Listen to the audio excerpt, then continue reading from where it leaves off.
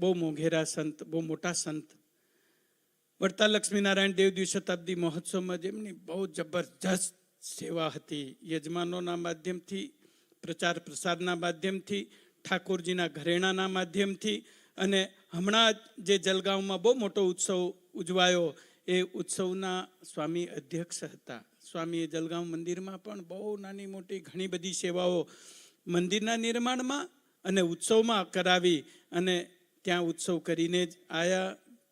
કાલે તો સ્વામી જુનાગઢ હતા. મેં કીધું સ્વામી અવિધા પધારો ને, તો કે હું જુનાગઢ છું. તો મેં કીધું અવિધાના ભક્તો તમને યાદ કરે છે, તો કે ચોક્કસ હું આવી જઈશ કાલે અથવા પરમ દિવસે. અને આજે સ્વામી પધાર્યા. તાળીઓથી આપણે સ્વામીને વંદન કરી અને વિનંતી કરીએ કે સ્વામી આપણને ખૂબ રૂઢ આશીર્વાદ આપે. તો ચાલો શ્રવણ કરીએ પરમ પૂજ્ય સદગુરુ શાસ્ત્રી સ્વામી શ્રી નૌતમ પ્રકાશદાસજી સ્વામી, સત્સંગ મહાસભાના પ્રમુખ શ્રી પૂજ્ય સ્વામી.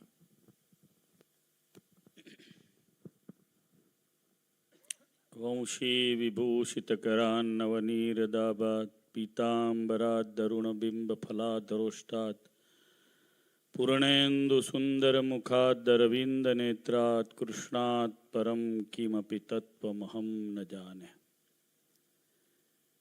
કરારવિંદેન પદારવિંદમ મુખારવિંદે વિનિવેશયંતમ વટસ્ય પત્રસ્ય પુટે શયાનં બાલમ મુકુંદમ મનસા સ્મરામિ. શ્રી કૃષ્ણ ગોવિંદ હરે મુરારી હે નાથ નારાયણ વાસુદેવ. જીવે પિબસ્વામૃતમેતદેવ ગોવિંદ દામોદર માધવેતિ. ભવસંભવ ભીતિભેદનમ સુખ સંપત્ કરુણાનિકેતનમ વ્રતદાન તપઃ ક્રિયાફલમ સહજાનંદ ગુરુમ ભજે સદા. બોલો શ્રી સહજાનંદ સ્વામી મહારાજની જય. શ્રી લક્ષ્મીનારાયણ દેવની જય. શ્રી નરનારાયણ દેવની જય. શ્રીમદ ભાગવતજીની પરમ કલ્યાણકારી કથાના વક્તા આપણા વડતાલ ધામના વિદ્વાન, ખૂબ સારા કથાકાર પરમ પૂજ્ય શાસ્ત્રી સ્વામી સત્યપ્રકાશદાસજી, જેઓના કારણે મંદિર અને સત્સંગ કાયમ તાજો છે એવા પૂજ્ય નીલમ સ્વામી, પૂજ્ય ગોવિંદ સ્વામી, આ સભામાં ઉપસ્થિત પૂજ્ય શ્રીનારાયણ શાસ્ત્રીજી, પૂજ્ય વકીલ સ્વામી, એન્કરિંગ સભાનું કરે છે એવા મારા મિત્ર સ્નેહી શાસ્ત્રી સૂર્યપ્રકાશ શાસ્ત્રીજી, ભરૂચ મંદિરના કોઠારી પૂજ્ય રઘુનંદન સ્વામી, પૂજ્ય પાટીલ સ્વામી, સૌ શ્રીજી મહારાજના લાડીલા બ્રહ્મનિષ્ઠ સંતો, પાર્ષદ ટ્રસ્ટી સભ્ય ઘનશ્યામ ભગત, રામ ભગત, શ્યામ ભગત, રાજુ ભગત, પંકજ ભગત, વિઠ્ઠલ ભગત, સૌ પાર્ષદો, અક્ષરનિવાસી રમણભાઈની સ્મૃતિમાં અને શારદાબેનની સ્મૃતિમાં દિવ્ય કથા છે. શ્રી જયપ્રકાશભાઈ અને ઉમેશભાઈ ખાસ અમેરિકાથી પધાર્યા છે. જયવંતીબેન, શીલાબેન પણ આવ્યા છે. એટલે સૌ યજમાનશ્રીઓ, આમંત્રિત મહેમાનો અને ગામના અને બહાર ગામથી પધારેલા સત્સંગી બંધુઓ, ધર્મપ્રેમી સજ્જનો, સૌને મારા જય સ્વામિનારાયણ. ભગવાન શ્રી કૃષ્ણ નારાયણના ચરિત્રોને સ્વામિનારાયણ ભગવાને અનેક વર્ષો સુધી પોતાના જીવનમાં વાંચ્યા છે, સાંભળ્યા છે. સ્વામિનારાયણ ભગવાનને શ્રીમદ ભાગવતજીમાં અપાર પ્રેમ છે. આપણને જેમ ભાવતું ભોજન મળી જાય તો આપણે એના માટે ગમે કરીને પ્રયત્ન કરીને લાવીએ. સિઝનમાં ગમે ત્યાંથી મેળવવાનો પ્રયત્ન કરીએ. શ્રીમદ ભાગવતજીનું સરસ અક્ષરે લખાયેલું એક પુસ્તક ભાવનગરમાં હતું. સ્વામિનારાયણ ભગવાનને કોઈએ વાત કરી કે આ પૂર્ણ રીતે શાસ્ત્રોક્ત રીતે લખાયેલું આ પુસ્તક અને વર્ષોથી ભાવનગરમાં આ જગ્યાએ સંગ્રહાયેલું છે. તો ગઢડાથી શ્રીજી મહારાજે સંતોને સ્પેશિયલ મોકલ્યા અને ભાવનગરથી શ્રીમદ ભાગવતજીનું પુસ્તક ગઢડા મગાવ્યું. કેટલાક તો સંપ્રદાયના એવા પ્રસંગો છે, એ દિવસે તો છાપખાના નહોતા એટલે સારા અક્ષરે લખાયેલું પુસ્તક હોય એટલો સંગ્રહ થાય. ભગવાન સ્વામિનારાયણના માતાજી એટલે ભક્તિ માતા ધર્મદાદા જ્યારે ધામમાં જવાના થયા ત્યારે શ્રીજી મહારાજે, નીલકંઠ વર્ણીએ, ઘનશ્યામ મહારાજે શ્રીમદ ભાગવતજીની કથા એમને સંભળાવી આખી અંતકાળે. આપણું વડતાલનું અક્ષર ભુવન છે, એમાં ઘણા બધા ગ્રંથો શ્રીમદ ભાગવતજીના સ્વામિનારાયણ ભગવાનના પ્રસાદીના ગ્રંથો છે. એક પલાઠીએ બેસીને ભગવાન સ્વામિનારાયણે આખી ભાગવતજીની કથા સાંભળી હોય એવું ઘણી બધી વખત બન્યું છે, એક જ પલાઠીએ. એટલે સ્વામિનારાયણ ભગવાનને શ્રીમદ ભાગવતમાં અપાર પ્રેમ છે. કારણ એનું એ છે કે એમાં ભગવાનના જે પૂર્વના જે મહાન અવતારો થયા, જેમ વામન ભગવાન, જેમ કે ભગવાનનો વરાહ અવતાર, જેમ કે પરશુરામ અવતાર, જેમ કે ભગવાનનો રામ અવતાર, ભગવાનના જે બીજા અવતારો જે થયા, જેમના ચરિત્રો દિવ્ય છે, કલ્યાણકારી છે. ભગવાન દત્તાત્રેયનો અવતાર, ભગવાન ઋષભદેવનો અવતાર. ઋષભદેવ ભગવાન છે, જ્યારે ચાલતા ને ત્યારે માનો કે અહીં આપણે અવિદ્યામાં બેઠા છીએ અને જો ઋષભદેવ ભગવાન અહીંથી નીકળવાના હોય તો અહીંથી 100 કિલોમીટર દૂર હોય ને આપણને ખબર પડે કે ઋષભદેવ ભગવાન આવી રહ્યા છે. એવું તો શું હતું, તેમની બાજુમાંથી જે વાયુ પસાર થાય એનાથી ખબર પડે. એ વાયુથી પવન, જેમ કોઈ સાયક્લોન આવવાનું હોય તો આપણને પહેલેથી જાણ આવે છે કે ભાઈ બસ વાવાઝોડું આવી રહ્યું છે, આવી રહ્યું છે, આવી રહ્યું છે. એમ ભગવાન ઋષભદેવ પસાર થવાના હોય તો ઋષભદેવ ભગવાનના શરીરને અડેલો જે વાયુ છે એ વાયુની સુગંધ આવતી બધાય, અને સુગંધ મહક થાય, માદક એનો જે સુગંધ આવે એનાથી ખબર પડે કે ભગવાન અહીંયાથી નીકળી રહ્યા છે. 100 યોજન સુધી એનો સુગંધ જતો. એ અવતારે એવું દિવ્ય ચરિત્ર કર્યું હતું. પાછા એમના દીકરાઓ કેટલા, 100 દીકરા. અચ્છા, આ બધું છોડીને પાછા જંગલમાં ગયા. જૈનો એમને તીર્થંકર તરીકે માને છે. આપણી જે હિન્દુઝમ છે એમાં ભગવાનનો અવતાર ગણ્યો છે. ભાગવતજીમાં એની દિવ્ય કથા છે. તો આ બધા જે ચરિત્રો છે એ સહેજે સહેજે આમ જેમ હમણાં અહીંયા અમે આવ્યા ને સહેજે સહેજે અમારું સન્માન થયું, પ્રવચન મળ્યું, માઇક હમણાં જમી લઈશું. આપણે બધા સહેજે સહેજે જ જમવાના છીએ ને, કોઈ કંઈ બનાવવા જવું પડ્યું ના. બધા હમણાં તૈયાર બેસી જશું. યજમાન કોક, મંડપ કોકનો, ગાદલું કોકનું, આપણે તૈયાર. કેમ તો કે સહેજે સહેજે કથા સાંભળી એટલે મળી ગયું. એમ આના ચરિત્રો બી એવા સહેજે સહેજે છે. ખાલી એનું દર્શન કરો. આ ભાગવતજીની પોથી અત્યારે એમ છે, કોઈ બપોરે આવી અને જ્યારે ભગવતજી અહીંયા કોઈ ના હોય સંતો, આપણી સંપ્રદાયની મર્યાદા પ્રમાણે એની પ્રદક્ષિણા કરે, એને દંડવટ કરે. આ પ્રગટ છે ભગવાન. ભાગવત એ સ્વયં ભગવાનનું દિવ્ય સ્વરૂપ છે. એની આગળથી અષ્ટાવક્ર ઋષિ નીકળ્યા. ભગવાન બિરાજમાન હતા ને અષ્ટાવક્ર ઋષિ નીકળ્યા. 8 અંગે વાંકા હતા.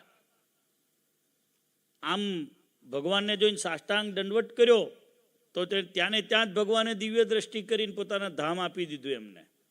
અને જે અષ્ટાવક્રની સ્તુતિ છે, શાસ્ત્રીજીને કહીશ કે ગાય, બહુ સરસ દિવ્ય સ્તુતિ છે. તમે બધા રમણભાઈ તો છે ને બહુ ભાગશાળી પુરુષ હતા, અમે બહુ સારી રીતે જોયા છે કેલિફોર્નિયા મંદિરમાં.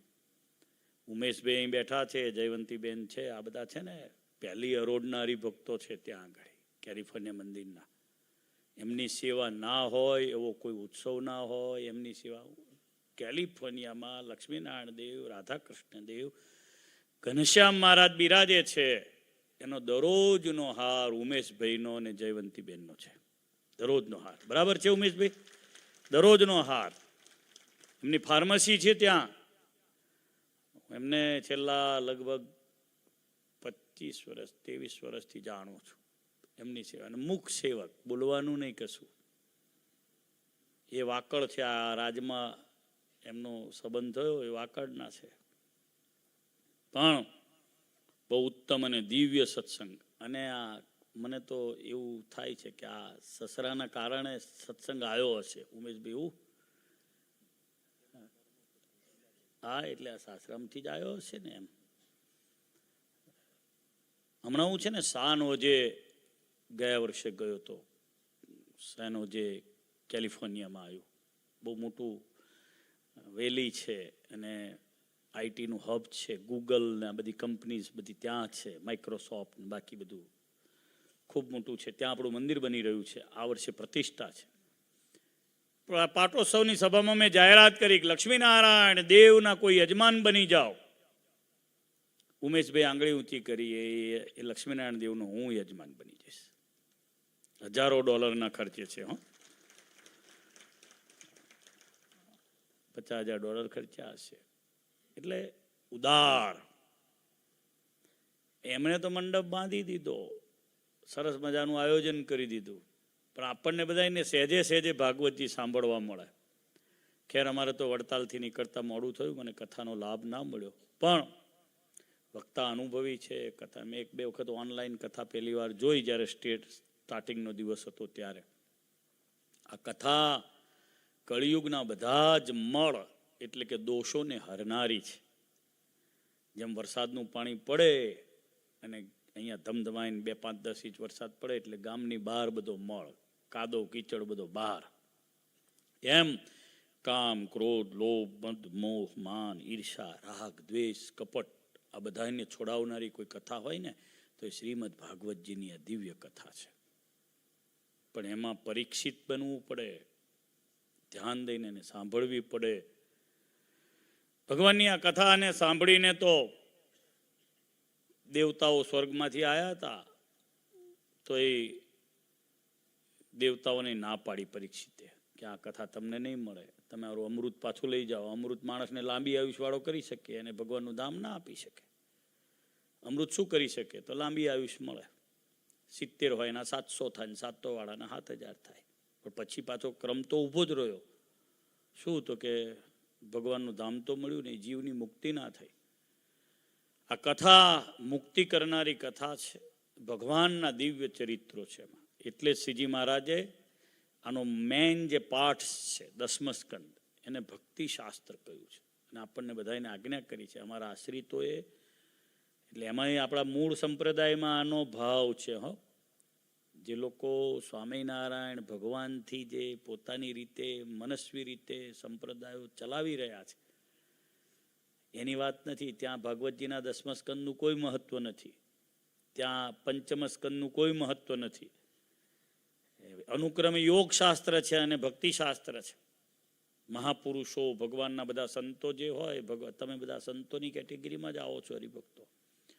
એવા જે ભગવાનના ભક્તો છે એના જીવનમાં 10મ સ્કંદ અને 5મ સ્કંદ વર્ષમાં એકવાર એણે અવશ્ય વાંચવો કાં તો સાંભળવો. અને હવે તો ઓનલાઈન મળે છે. તમે ખાલી કહો 10મ સ્કંદ ગુજરાતી એટલે યુટ્યુબ ઉપર તમને જોવા મળી જાય. ભગવાનને પ્રાર્થના કરું કે આ ગામમાં સત્સંગ બહુ દિવ્ય છે, મોટા સંતોના આશીર્વાદનો છે, પ્રસાદીના ચરણારવિંદો છે. ડૉક્ટર કાંતિભાઈને યાદ કરીશ. પહેલાં જ્યારે મંદિર થતું ત્યારે શાસ્ત્રી સ્વામી બાલકૃષ્ણદાસજીની આજ્ઞાથી એમણે ઘણો જે તે વખતે ભોગ આપેલો. બાકી બધા હરિભક્તોએ પણ આપ્યો હશે. બધાએ ભાવથી લાલો અને બધા કારતક મહિનામાં જ્યારે વડતાલ આવ્યા ત્યારે મારા આસને આમંત્રણ આપવા પણ આવ્યા હતા. મહારાજને પ્રાર્થના કરું આજે બહુ ભગવાનની કૃપા હોય ત્યારે ગામમાં આવો સત્સંગ વારે વારે થાય. હું તો દર વર્ષે લગભગ અહીંયા આવો સત્સંગ જોઉં છું, મારે આવવાનું થાય છે. પણ જેનો ભગવાનના સંતો સાથે નાતો છે એને ત્યાં આવા પ્રસંગો થતા હોય છે. તમે બધા નાતો જોડી રાખ્યો છે. ચરોતરમાં મોટા મોટા ગામો છે, વસો, ઉત્તરસંડા, પલાણા, એક ગામમાં 2 મંદિરો છે, 5,000 લોકો ટોટલ, 5,000 કુટુંબો, 2,000 કુટુંબો કહું છું, અમેરિકા છે. 5 વર્ષે એક પારણ નહીં થતું, 5 વર્ષે એક પારણ નહીં થતું. અને તમારા ગામમાં લ્યો દર વર્ષે પારાયણ, શિવપુરાણ ને, શ્રીમદ ભાગવત ને, સત્સંગી જીવન ને, શિક્ષાપત્રી, ભક્ત ચિંતામણીના પરચાઓની કથાઓ, આ બધું શાના કારણે? નીલમ સ્વામી સાથે આંકડો જોડી રાખ્યો છે ને એટલે, ગોવિંદ સ્વામી સાથે આંકડો જોડી રાખ્યો છે એટલે. કોઈ ભગવાનના સંત સાથેનો આંકડો જોડી રાખેલો હોય પછી સત્સંગમાં ગરજ કરે છે એટલે સત્સંગ થાય છે. આ લાલોને બધા ભેગા થઈને આવ્યા, મને કે સ્વામી આવજો ને, આવજો ને, આવજો ને. બધા સંતોને મળ્યા છે પર્ટિક્યુલર. કેમ? સત્સંગ ગરજનો છે. જો આ 2-4 દાડા 10 દાડા થયા દાઢી ના કરી તો ઉગી ગયું. કેમ? ગરજ રાખીને મૂડવું પડે તો જાય. આ દાઢી જેવો કાર્યક્રમ છે સત્સંગનો, પણ ડેલી કરે તો હું વાળું રહે, નહીતર પાછું ઉગી જાય. ખોટી વાત છે મારી?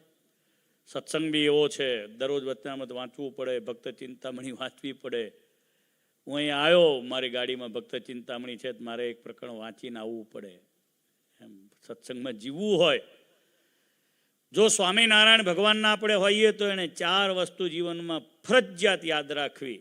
બાકી બધો વ્યવહાર છે, એમાં અપડાઉન આયા કરે. પણ એક નંબર 1 શ્રીમદ સત્સંગી જીવન. જેના ઘરમાં ના હોય એને વસાવી લેવું, તો આપણે સ્વામિનારાયણના પાક્કા સત્સંગી. નંબર 2 શિક્ષાપત્રી. આ વર્ષ શિક્ષાપત્રીને 200 વર્ષ થવાના છે. શિક્ષાપત્રીનો 200 વર્ષનો વડતાલમાં ઉત્સવ થવાનો. તમે બધા શિક્ષાપત્રીના 5 શ્લોક વાંચજો, જીવનમાં ઉતારજો. 3જા નંબરે વચનામૃત. સ્વામિનારાયણ ભગવાનનું વચનામૃત જેના જીવનમાં ના પચાયું કે ના રહ્યું ઘરમાં, તો એ સત્સંગી કરો, પણ અડધો કહેવાનો, તિલક ચાંદલો હોય તોય કહેવાનો. અને 4થું ભક્ત ચિંતામણી. આ 4 શાસ્ત્રો જેના ઘરમાં હોય છે એ સ્વામિનારાયણ ભગવાનનો મૂળ સંપ્રદાયનો પાકો સત્સંગી કહેવાય. બાકી બધા જે મહારાજ ખાલી કહેવાના. એટલે આ 4 શાસ્ત્રો ઘરમાં વસાવવા. વ્યાસ મુનિના કહેલા વચનોમાં વિશ્વાસ રાખવાનો. અહીંયાથી જે બોલાય છે એમાં બહુ મોટો વિશ્વાસ રાખીને ચાલો તો ચોક્કસ જીવનું કલ્યાણ થાય. અને રમણભાઈ અને શારદાબા તો પહેલેથી ભગવાનના ભક્તો હતા જ. જીવનમાં એમણે પણ સારા સદગુણો કેળવ્યા. પાછળ સદલક્ષ્મી છે એટલે આવી દિવ્ય કથા થઈ. ભગવાનની પ્રાર્થના કરું કે આ ગામમાં અખંડ સત્સંગ રહે, સંતોનો યોગ રહે, એવી વડતાલવાસી લક્ષ્મીનારાયણ દેવ, હરિકૃષ્ણ મહારાજ સૌના ઉપર કૃપા કરે. સૌને મારા ભાવથી જય સ્વામિનારાયણ.